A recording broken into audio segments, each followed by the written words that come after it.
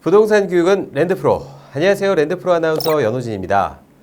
오늘은 좀 초심으로 돌아가서 저처럼 소박한 꿈을 꾸시는 분들을 위해 다시 한번 또 기초를 다지는 시간 준비했는데요.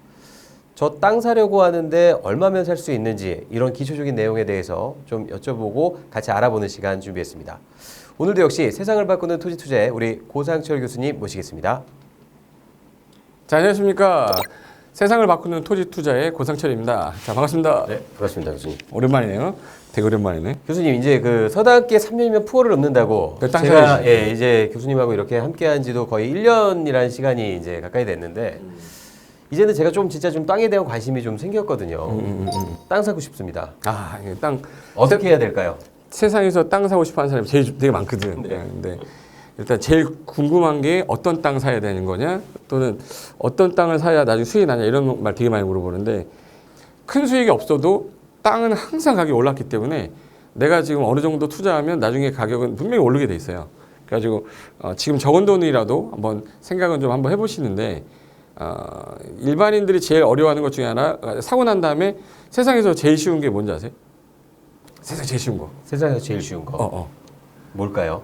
땅 사는 거예요. 교수님, 근데 제가 이렇게 그 부동산 프로그램을 진행을 하면서 느낀 건데 사실 뭐 아파트나 주택이나 뭐 이런 상가 같은 경우는 용도나 목적이 정해져 있지 않습니까? 그런데 이 토지는 조금 어려운 부분이 뭐냐면 이 용도와 목적까지 내가 어느 정도 설계를 하고 그치. 네. 조금 그런 부분에 맞춰서 사야 된다는 부분이 좀 더 어렵지 않나 싶습니다. 그치. 그래서 목적이 없으면 땅을 사고 난 다음에 애물단지가 제일 많이 되죠. 그래서 제일 쉬운 게 아까 전에 땅 사는 거랬잖아요. 세상에서 제일 어려운 게 땅 파는 거야. 아, 땅 파는 거. 제일 쉬운 건 땅 사는 건데 제일 어려운 게 땅 파는 거라 그 두 가지를 꼭 알아야 돼. 내가 샀는데 되팔려고 했을 때 안 팔려. 그리고 금액을 똑같이 내놔도 안 팔리는 경우도 있고 싸게 내놔야 오히려 팔리는 경우가 있어. 내가 비싸게 산 거거든요. 그래서 이 가격이 적정선이 얼마 정도가 되고 내가 나중에 되팔 수 있냐. 이 땅이 어떤 목적으로 쓸 수 있는 땅인지 내가 확실하게 알고 매입을 해야 되는데 그렇지 못하기 때문에 대부분 이제 뭐 피해를 많이 보는 거죠, 땅에. 그럼 본격적으로 한번 좀 들어가 보도록 하겠습니다. 네. 얼마면 될까요? 10만 원짜리 땅도 있고 50만 원짜리 땅도 있고 100만 원짜리 땅도 있고 1000만 원짜리 뭐 100억짜리 땅도 있어요. 땅의 가격은 천차만별입니다. 그러니까 10억짜리도 있겠지만 10만 원짜리 땅도 있어요. 만약에 지금 내가 10만 원 있어. 그럼 10만 원 딱 주면 땅 살 수 있냐? 이게 아닌데 땅 살 수 있는 방법을 모르는 거지. 그래서 내가 만약에 지금 종잣 돈으로 500만 원 정도가 있다. 나는 땅을 한번 꼭 사봐야겠다. 그러면 500만 원에 맞는 땅을 찾아내는 게 어렵거든요. 그래서 중개사무소 가서 500만 원짜리 땅 좀 어떻게 구해주세요. 그러면 소금 뿌려 이렇게 가라고 이렇게 뿌리니까 그럼 어느 정도 선까지 중개사무소에서 내가 의뢰해야 되냐? 보통 이제 한 3천 정도 이상이면 매물을 가지고 있는 경우도 있어요. 근데 3천만 원이 없어서 땅을 내놓거나 이러진 않아. 그러니까 어쩔 수 없이 경매라든지 공매를 이용해서 우리가 물건을 찾아서 이 물건이 괜찮은 물건인지 아닌지를 찾아내는 형태로 가야 되니까 지금 당장 뭐 지갑에 50만 원 있다. 근데 50만 원짜리 한번 내가 땅을 찾아볼 수 있고 지금 가용할 수 있는 돈이 얼마 있다. 얘기해 주시면 제가 바로 한번 찾아볼게요. 그러면 제가 아까 말씀하신 3천만 원 기준에 맞춰서 3천? 네. 3천만 원짜리 땅을 내가 한번 찾아볼 테니까 한번 잘 보세요. 여기 보시면은 온비드라는 거는 공매 사이트고요. 여기 탱크 옥션이라고 해서 탱크 옥션은 이제 경매, 뭐 굿옥션도 있고 여러 옥션 사이트 있는데 제가 볼 때는 탱크 옥션도 되게 괜찮습니다. 그래서 일단은 온비드라는 거는 공매 그리고 여기는 경매 사이트예요. 경매 사이트 내가 한번 들어가서 살짝 봐드릴게요. 자, 탱크 옥션이라는 이 사이트 들어가시면 내 물건을 찾아야 되잖아요. 물건을 찾을 때 나는 경매 물건을 검색하겠다. 그럼 여기서 경매 검색을 누르고 나는 토지를 살 거기 때문에 종류를 여러 가지 선택을 할 수 있어요. 이거 좀 확대를 한번 제가 해보겠습니다. 자, 이렇게 하니까 좀 잘 보이죠? 여기 토지라고 하는 거를 클릭하고 이 상태에서 금액도 내가 너무 비싼 거 아니라 나는 3천만 원대니까 그러면 금액을 3천만 감정가 3천만 원에서 뭐 한 100만 원에서 3천만 원 사이를 보겠다. 요게 이제 두 가지예요. 요 두 가지 딱 선택한 다음에 지목은 난 묘지가 싫어. 묘지 체크 없애버리고 나 목장용지 생각 없어. 정호용도 필요 없고 기타 국어 필요 없다. 그리고 난 하천도 필요 없으니까 유지랑 도로도 필요 없어요. 그럼 요 정도만 이제 나는 검색을 하겠다 그러면 지금 현재 나와 있는 경매 물건들이 다 검색이 됩니다. 두 번째 게 공매 같은 경우는 일단 사이트 들어가면은 내가 로그인을 하기 전에 공인인증서 로그인을 해야 되거든요. 그래서 공인인증서 로그인을 하면 제가 미리 로그인을 해놨습니다. 고등학교 로그인 해놨는데 여기서는 부동산을 들어가서 자 그럼 화면이 바뀌면서 얘도 똑같아요. 경매는 개인이 어떤 물건 어떤 채무를 돈을 못 갚아서 그 사람의 그 물건을 좀 팔아달라 해가지고 이제 부탁을 법원에다 하는 거지만 이 공매는 그냥 국가가 세금 안 낸 것들을 걷어들여서 가지고 있다가 공공기관에서 퍼블릭 세일 한다고 해서 나온 거라 자 일단 조건에서 상세 조건 토지 전체 누른 다음에 맨 밑에 가서 검색 누르시면 이제 토지만 관련된 물건이 나오는데 깜짝 놀랄 거예요. 자 이거 금액 얼마인지 한번 보세요. 자, 일시, 백점만, 10만, 100만, 1000만, 억, 10억, 100억, 190억짜리. 190억 있어요? 190억 그 정도 못 해봤어요. 네. 그러니까 이거 버려야 되니까 여기서부터 이제 하기 싫어지는 거예요. X표 찾고 난리나 이거. 그러면 여기서 정렬 선택이라는 게 있거든요. 그래서 정렬 선택해서 입찰 금액이 좀 낮은 순으로. 그럼 낮은 순, 높은 순 하면 인생이 좀 힘들어. 내가 어떻게 살았는지 그때 다 알 수 있거든요. 그래서 낮은 순 누르고 한 50개씩 보겠다. 정렬. 하면 이제 금액이 나올 건데 수의계약 물건은 우리랑 상관이 없기 때문에 내리시고 자 일단 일괄 입찰도 없고 자 임대 대부라고 표시가 되어 있는 거는 임대에 나오는 물건이기 때문에 우리랑 상관이 없어요. 우리는 일반 경쟁으로 나온 것들을 사야 되기 때문에 쭉 내다 보면은 임대 대부 말고 제외하고요. 이제 물건이 쭉 나올 거예요. 자 여기 매각이라고 하나 나왔죠. 매각이라고 나왔는데 지분 매각이야. 그럼 나는 저 땅에 지분을 사겠다. 그러면 현재 48만 원 정도만 넣으면 돼요. 48만 원에서 좀 높게 올리면 내가 지금 현재 뭐 3천만 원 이하짜리인데 48만 원이면 나 안 맞아. 그럼 좀 더 내려요. 쭉 내리고 여기 이제 임야인데 이것도 지분이고 지분이 아닌 걸 내가 좀 보겠다 그러면 조그만 토지는 거의 다 지분으로 나와요. 근데 여기 보시면 지분 아닌 거 토지 임야 있는데 요거는 이제 매각으로 나왔는데 20제곱미터입니다. 그럼 6평이거든요. 6평인데 190 현재 7번 유찰돼 가지고 제가 볼 때 한 130만 원 정도 두면 낙찰 받을 수 있을 것 같아요. 이 물건은. 그리고 이제 우리 3천만 원대를 갈 건데 자, 한 18번 정도 가면 나오겠다.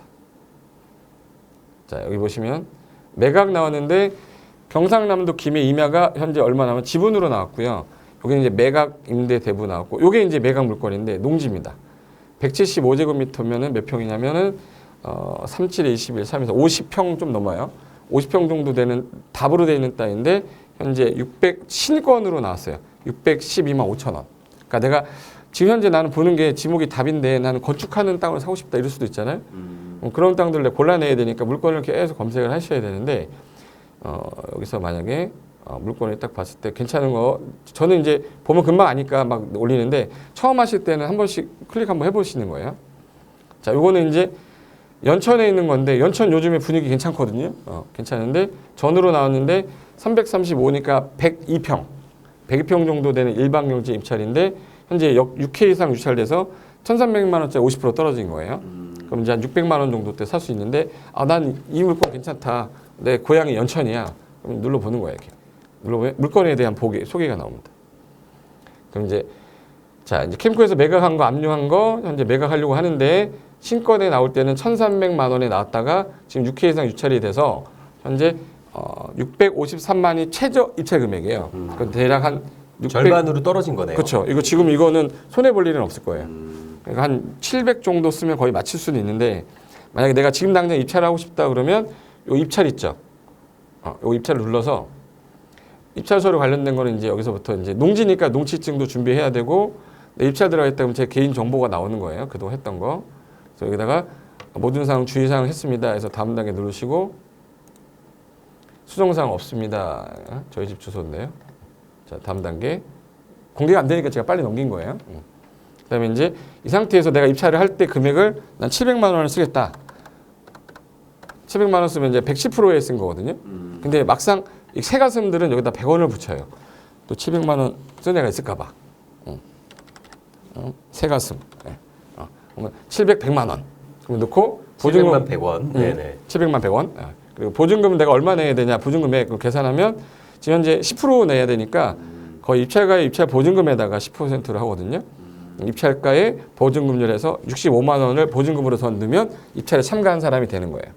그래서 여기 납부 총액 확인하면 제가 내야 은행으로 이제 보내면 되는 거거든요. 그래서 제가 이제 만약에 우리은행 한다, 저 하나은행 하거든요. 그래서 하나은행 계좌를 이제 딱 선택을 하면 교수님, 근데 여기서 저처럼 좀 초보자이신 분들을 위해서 제가 좀 질문을 드리자면 여기에 나와 있는 이 어떻게 보면 이게 일종의 계약금 형태인 거잖아요. 보증금이. 이 보증금은 만약에 내가 낙찰이 안 됐다. 그렇지. 처음 하는 사람 모를 수 있죠. 해찰했다 했을 때는 이 금액은 돌려받을 수 있는 건가요? 네. 어떻게 하는 거냐면 예를 들어서 내가 현재 보증금으로 넣었기 때문에 제가 100만 원, 100원 넣었잖아요. 네네. 700만 100원. 700만 100원. 근데 나보다 200원을 더 쓴 사람이 있었어. 700만 300원 쓴 사람이 있으면 내가 유찰이 되는 거잖아요. 그렇죠. 유찰이 되면 그날 바로 제 통장으로 다시 돌아오게 돼 있어요. 65만 3,300원을 넣었던 계좌 있죠. 근데 여기다 환불 계좌 그래서 넣으라고 돼 있는 거야. 내가 유찰되면 받을 거. 그래서 저는 환불 계좌를 뭘로 해놨냐면 자 여기 보시면 이제 하나은행 제가 넣어놨거든요. 저 새마을금과 두 개 쓰는데 하나은행 넣고 환불 계좌 추가하려면 넣으면 돼요. 한 푼도 깎이지 않고 그대로 돌아오는 거죠? 네, 그대로. 네네. 근데 만약에 내가 낙찰을 받았는데 내가 나중에 계약을 안 하면 이건 환수돼. 국가 환수되기 때문에 저 금액 잘 넣어야 돼. 이거 날아가는 수가 있으니까. 그리고 조심할 게 농지는 농지 취득 자격 증명이 나와야 되거든요. 근데 농지 취득 자격 증명이 만약에 안 나왔을 때는 등기 이전이 안 돼요. 그러면 이제 보증금 날리는 거죠. 그러니까 1억짜리면은 예를 들어서 10%면 1,000만 원 날리는 거예요. 그러니까 농지의 경우에는 농지증이 반드시 발급이 되는지 확인 한번 하셔야 됩니다. 이런 부분들 잘 참고하셔서 한번 입찰에 도전해 보시는 것도 좋을 것 같습니다. 그렇죠. 오늘은 이제 뭐 이런 게 있다라는 걸 보여드린 거고 이제는 중요한 건 뭐냐면 이걸 내가 낙찰을 받았어. 그럼 이 낙찰을 받았는데 이 땅이 좋은 땅을 내가 샀어요. 제가 얘기했죠. 세상에서 제일 쉬운 거 땅 사는 거. 네. 이렇게 들어가서 막 사면 돼. 근데 이걸 가지고 있다가 되팔 때가 문제거든요. 그럼 되팔 수 있는 땅인지 아닌지에 대해서 이 땅이 좋은 땅인지 아닌지는 이제 우리가 검색을 해봐야 돼요. 그래서 이 부분에 대해서는 일단 땅은 되게 사기 쉬운데 어디서 사냐를 말씀드린 거고 그 다음부터는 공법적 지식이 좀 있어야 이 땅을 샀는데 뭐 건축이 되는 땅인지 아니면 여기서 농사만 지어야 되는 땅인지 뭐 이런 것들에 대해서 모르잖아요. 그럼 가치가 이게 만약에 있는 건지 이게 정말 1,300 정도에 사야 되는 물건인데 싸게 사는 건지 그런 거에 대한 것들은 자세하게 또 이제 한번 알아봐야 되니까 이번 시간에 이런 형태로 가는 게 좀 나을 것 같아요. 네네. 오늘은 세상에서 가장 쉬운 땅 사는 방법에 대해서 이렇게 알아봤는데요. 오늘 또 이렇게 쉬운 방법에 대해서 또 알아봤으니까 다음 시간은 땅을 되파는 데 있어서 가장 어려운 또 유의점이라든지 이런 부분에 대해서 또 짚어보는 시간 알아보도록 하겠습니다. 배우고 투자하면 실패하지 않습니다. 저희는 다음 시간에 더 유익한 콘텐츠로 여러분 찾아뵙도록 하겠습니다. 시청해주신 여러분 감사합니다.